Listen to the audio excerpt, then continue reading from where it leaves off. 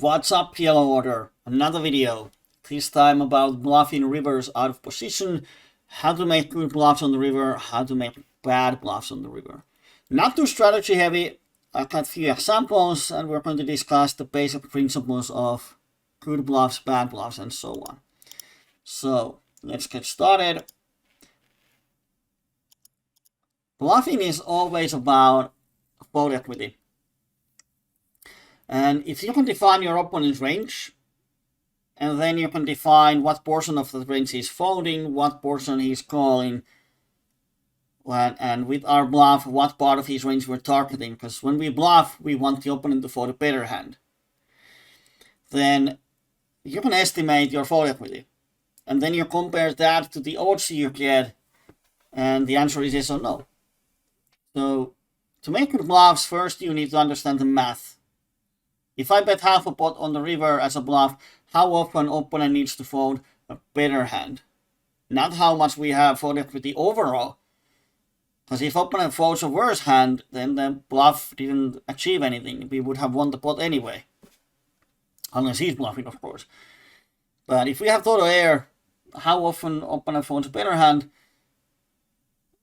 And if you know the math and you know how much you need fold equity, then it's easier to estimate do you have it. But if you lack either one, range definition or the mathematics, then your bluffs are more like I hope he folds instead of I know he folds. There's a huge difference. If we don't play in sober GTO environment, as in reality we do, where people think about stuff. They think about your range, they think about your hand, they try to find logic in what you do, they try to find logic in what they do. As long as people think, then when we make a bluff, it's always a story. We try to tell our opponent the story that, hey, I got this hand. And if the story makes sense, it's a good story. But if the story doesn't make sense, you're representing a hand you really shouldn't have that often, then opponent might be quite suspicious and bluff catch you a bit more. And in one of my examples, that is actually true. So if your story is good, you have more fold equity. So every time when you want to make a bluff, you have to first think, what am I representing here?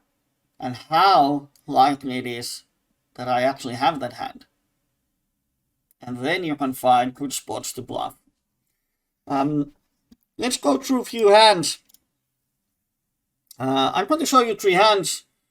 And one of them is a bad bluff. A couple of them are not that bad. But let's see if you can spot the bad one. I'm just going to go through the hands. And then we will focus one on PokerJuice. I will show you the numbers behind the stuff. All right. First hand, we have pocket aces. Button opens, we 3-bet, he calls, flop is king 10-8, we have a cut shot and middle pair. We decide to check, and we're not going to go too deep on the strategy whether the check is good or not. Otherwise, this video would be quite long. Opponent checks back. Now, if any one of you is already thinking, okay, he checks back, what's his range? Or what he definitely shouldn't have in his range, then great. Third completes the flush. We have the flush blocker, so we bet the turn. Opponent calls. Brains working, what's his range, what's his range. River, kind of blank, 5-7 gets there. We decide to bet the river, and opponent makes a call. And opponent has 10-6. Big surprise in hand, probably. Who was the worst player here? Did he make a bad call on the turn and river? Or did we make a bad bluff? I will tell you in later. Second hand. Ace Queen Jack 9. Open pre, button calls, paired board, decide to check. Opponent checks back, turn, check, check. On the river, we have the flush blocker. We bet, opponent folds. Now we don't know what his calling range is, but was this a good bluff or was it a bad bluff? Same question as in the previous hand. And then the third one, 6-6-9-8, blind versus blind. We flop, pair open-ender, flush draw, decide to c-bet, opponent calls, turn is a check, opening flush draw, completing 10-9. We check, opponent checks, and river is a 4. And we decide to bet. This time opponent folds. Was it the good bluff or was it the bad bluff? So, 3 hands. And one of those is really bad bluff. 2 of them are reasonable. Which one of these 3 was the bad one? Aces representing flush. Ace high rundown representing flush. Or pocket sixes here representing something else. What do you think? And the answer is that the first hand is a bad bluff. And if you already figured out why the bluff is bad, then congratulations. But if you don't know, let me explain. It's about the story. On the river, on the turn and river, we are representing nut flush with the nut blocker. But if we 3-bet, and on this board we would have suited ace, aces with spades or ace of spades and something, would we ever check? Now, in reality, the answer is yes, because we would definitely have ace, ace, king, king with spades that we might check raise or even check call. We definitely do have some like aces with spades. Sometimes we would check raise to protect our checking range. So in strategy wise, theory wise, we would have flush draws on this board. But now, at the level of PLO 50, most opponents would expect us to bet suited ace on 3-bet pots. We are actually a bit over 100 pp's deep here.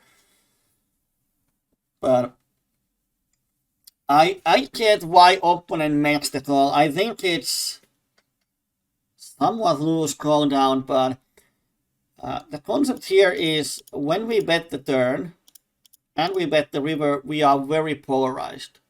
We don't have king high flush draw with king of spades if we make this line. 7-9 of spades we could have, definitely. That would make sense. But it's only one hand. So, in a way, we're polarizing our range. Either we have the nut flush or we have a bluff. We don't have hands like straights or 2 pairs or sets in our range. So when opponent has a 10-6, actually, it's a hand that either beats our range entirely or doesn't. Because we don't have king 10s that we would turn into a bluff here. And if he thinks that we should, or we would, bet nut flush draws on the flop, then it makes sense for him to call down. It's a bit bullshit call. I was quite surprised to see 10-6 because this is the exact hands we are targeting, and I think a lot of people would fall on the river. But congratulations to him. He read the situation pretty well that when we check the flop, we often have just the ace blocker. So my hand was pretty much the exact hand he was expecting me to have, and he made a great play of calling. But I hope you see why the bluff is bad. The story is not adding up perfectly. If we had bet the flop and bet the turn, bet the river, then I think the bluff would be great. And I think he would fold it by the river at least. Probably on the turn, flop he would not fold. On the turn he has 2 pairs, double cut shot, not folding. But I think on the river he would fold if we had bet the flop.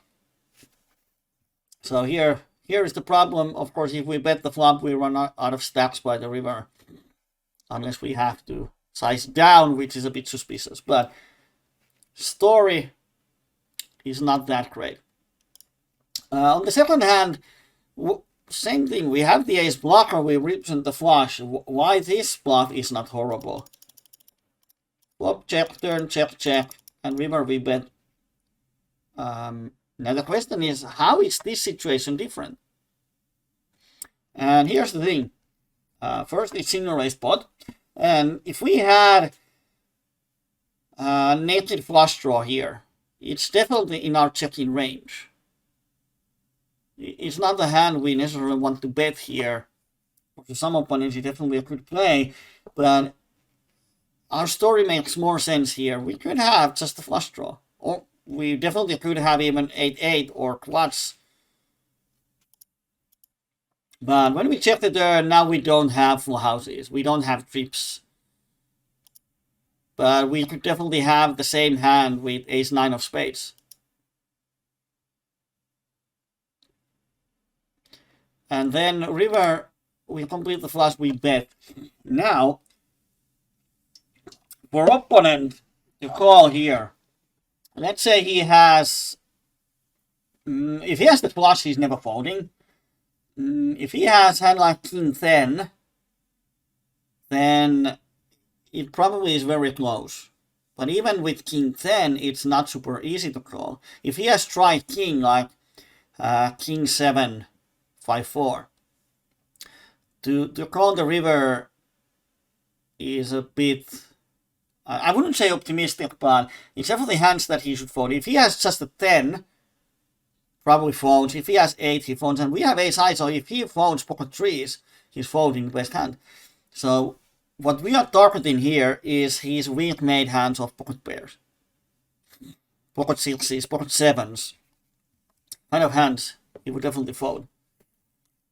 And now it makes sense for us to have the flush. We could have pocket kings.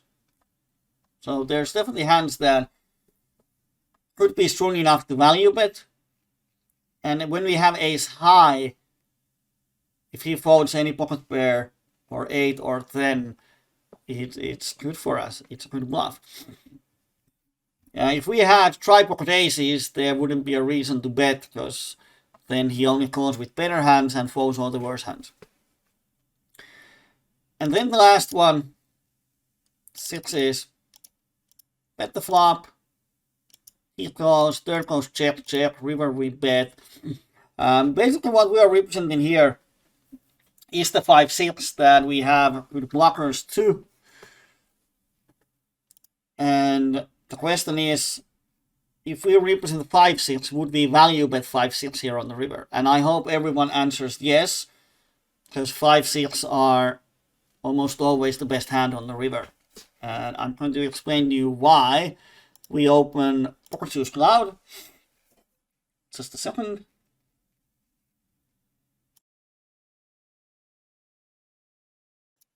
And we have the same hand here. And it's a bit small, but I hope you can see. We open. Opponent calls, and I define his range as 50%. And he would 3-bet around 8%. Average opponent, but he doesn't, he just calls. And on the flop when we bet, now the way I define, he would raise any set on the flop. He can definitely raise some combo draws, but sometimes people just call with those. So I didn't put any combo draws on his range that he would raise on the flop. But like Jack 10-9, Ace Jack 10-9 with suited ace definitely raises, but to keep things simple, he raises with set. And then his calling range is top pair or better. So top pair, 2 pairs, over pairs, flush draws, open enders, and wraps. So pretty standard range. Turn we check, and now the important moment of the hand is when he checks back the turn. If he had a 10-9, he would definitely bet it for protection. Or 99% definitely. So he would definitely bet 10-9. But he would check back pretty much everything. He could bluff some try-10s or 9s here. But it's a bit hard to define 10s and 9s that doesn't have anything on the board. And even then we don't know if opponent bets it. But what we know for sure is he doesn't have the 10-9. And that's the key, because if we had a 5-6, then that would be the best hand. If he doesn't have the 9, we would definitely value bet 5-6. But we decided to bet pocket 6s. And now the question is it good? Well, the first thing is, we don't really have showdown value. I mean, his range is 89% favorite by the river. He has a lot of one pair hands, pocket pairs. Hard for him not to have a queen, jack, 7, 8, 10s, 9s, kings. So his range is crushing us. We don't win at showdown. So now the question is, how often he folds? And now we are risking 10.38 to win total pot of 24.94. So pretty much we're risking 10 to win 25. That's what we're doing. So we're risking 10 divided by 25. This bluff has to work 40% of times to be break even. So it means if opponent folds more than 40% of his hands, it turns to profitable for us. To be precise, if he folds more than 40% of his better hands, but as his range is just crushing us, he has the better hand 89% of times. So rough estimation would be, if he folds half of his hands, it's good bluff. Because then he is folding better hands and definitely enough fold equity. So to define fold equity, we just need to define his coin range. And what would you expect? Now we know his range, which is top pair, queen plus, flush draws, straight draws, excluding set of queens, 8 7s, and 10 9 by the river. And let's say he calls our bet with queen jack or better. In reality, depending on the blockers, he might call with more. But let's say he calls with queen jack, top 2 pairs and better. How much we have fold equity? And the answer is here. If he calls with queen jack or better, which we can see here, that's around 25% of his range. So he's folding 75% of hands, which is great. Now, if we change that he's going to call with any 2 pairs,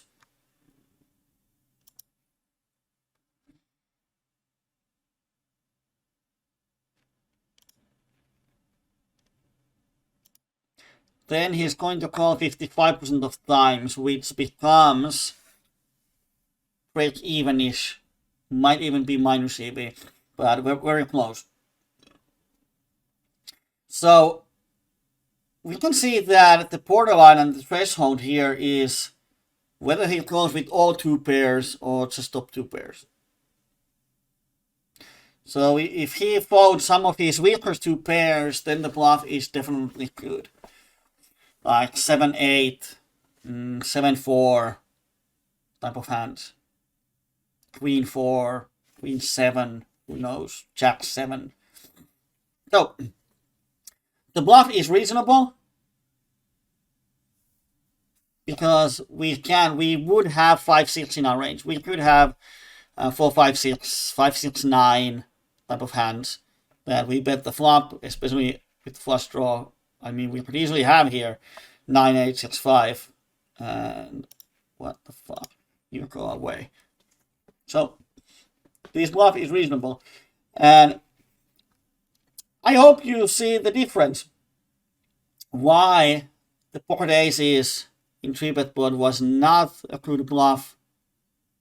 Why another ace blocker was better bluff, and why pocket sixes can be turned into a bluff here. The thing is, if that river was a 3 of clubs, then the bluff would be not that good. Because then we are not representing anything, we are not telling a story. Of course, we would still value bet hands like pocket queens, pocket 7s, pocket 8s. Queen jack I would bet for value on the river, when opponent checks back the turn. Especially if we have a 6 blocker. But then it's more about question how wide we value bet versus capped range. But if we talk about bluffing, then if the river is 3 of clubs, then it's harder for us to represent stronger hands. But now 5-6 makes sense, and we can definitely bet and have more fold equity than we would have on the 3 of clubs if we bet. So bluffing makes things interesting, and if you don't really bluff in heads-up pots on the turns and rivers, then definitely you should check your game strategy. We should be bluffing decently a decent amount of times on the rivers, especially when opponent is capped and we can represent a strong hand instead of just playing for value poker in heads-up pots. In multi-way, more value heavy. In heads-up pots, you can exploit your opponent a lot. Just make sure that you know the ranges and you know what portion of opponent's range we're talking like here. Now, if opponent calls with ace queen, then instead of just thinking, oh, that was a bad bluff, instead we should understand that, okay, that's way over the threshold we expect him to have a calling range. So he's calling more wide than we estimated. Then our job is to figure out, did we make bad estimation or did he just call too wide? Is there a reason why he should call one? Like in the first hand, opponent called with bottom 2 pairs, but it makes sense. If we had bet the flop turn and river, it wouldn't make sense for him. I would make a note that he makes light calls. Because when you bluff an opponent calls, it doesn't mean the bluff was bad. Or if you bet the river and opponent folds, it doesn't mean the bluff was good. Sometimes, let's say we have only 10% fold equity in reality, but opponent happens to have the 10% of his hands. Or the other way around, we have huge fold equity, but opponent just happens to have the one hand he can call us with.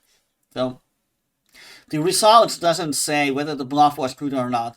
Defining range, making calculations, estimations, that defines whether the bluff was good or not. So if your bluff doesn't work, the good thing is then you can see the opponent's hand unless he raises you. But if he calls you, you can see his hand and you get instant feedback. And if he has a hand that you think that, okay, he shouldn't fold that hand, that's not the hand we are targeting with the bluffs, then it's fine. But if he calls with a hand we are trying to make him fold, then either you made a mistake or opponent made a mistake. Either you defined it wrong, estimated wrong, or opponent made a loose call. Either way, something's going to change or something have to change. Either you have to change your strategy or you have to make a note on the opponent and adjust to his strategy. But if you make a bluff, opponent calls a hand and you're like, oh god damn, why can't he fold that hand? But you don't make any notes, you don't make any adjustment, you just keep grinding. That's not good. If you see that, oh man, he called light, then figure out why and make the adjustment. Alright? A bit lighter video this time, not too heavy, but I hope it gave you some things to think about when you bluff the rivers. And remember, if you're not sure whether you made a good bluff or not, post a hand on the Discord and we will discuss about it. Hope you enjoyed the video. Stay safe. I will see you the next time.